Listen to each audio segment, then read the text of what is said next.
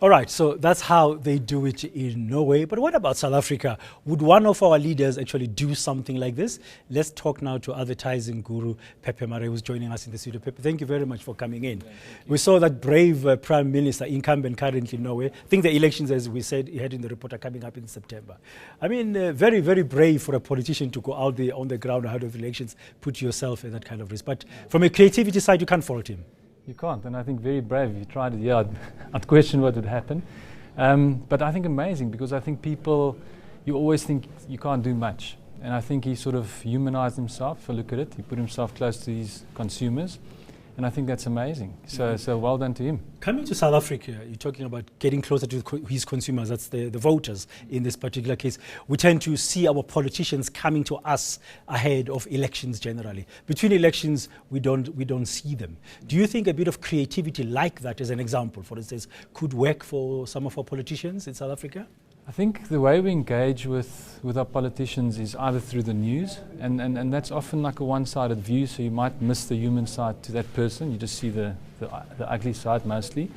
And I think when you see them, you either see them on posters or you see them in a rally. And even in a rally, you're part of a massive crowd, so I don't think you get that same level of the way you can touch a consumer. Yeah. So I think there's definitely a space for politicians to use, even if you look at something like Twitter. You know, there's a few politicians on that platform. I was just about to think about, in South Africa, historically, the social media space is still fairly new. Yeah. Historically, it's not being used. As you correctly said, our politicians still rely very much on mass rallies, yes, on big meetings. But some of the new formations that are preparing to contest for elections next year, like Ahang, for instance, of Dr. Mampela Rampele, has been using a lot of Twitter. That's what I've noticed, and I don't know. And I think other parties are going to follow. So do you think the social media platform could form and help them in that creativity? Definitely. I think it's the first time that there's actually, and it's been for a few years now, but it's getting taken up at a high level.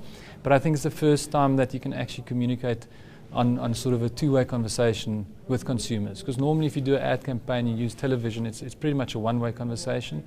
But when you integrate that with the social platforms, you're suddenly giving the consumer the opportunity to actually respond or to give you input, and you can respond to that.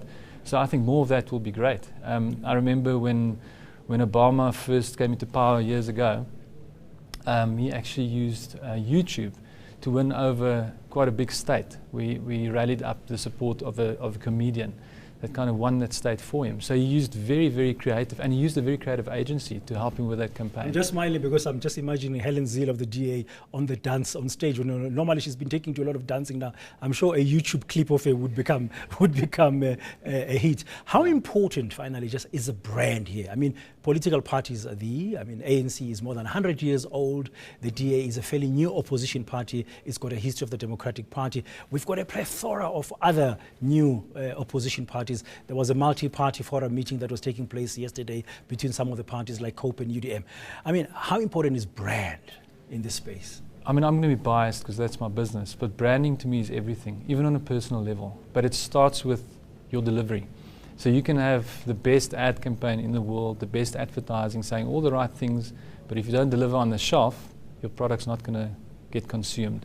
So I think it starts with what you believe in, what you stand for, delivering on that, and then taking your key beliefs to the market. And then I think you can build a powerful brand. And there's definitely a space for that, but I think it will start with ultimately what you believe in, what you deliver. We'll be watching this space as we head up to the general elections in South Africa next year to see how creative our political parties can become. Thank you very much, Pepe, for joining us. Pepe Marais, the Chief Creative Officer at Joe Public.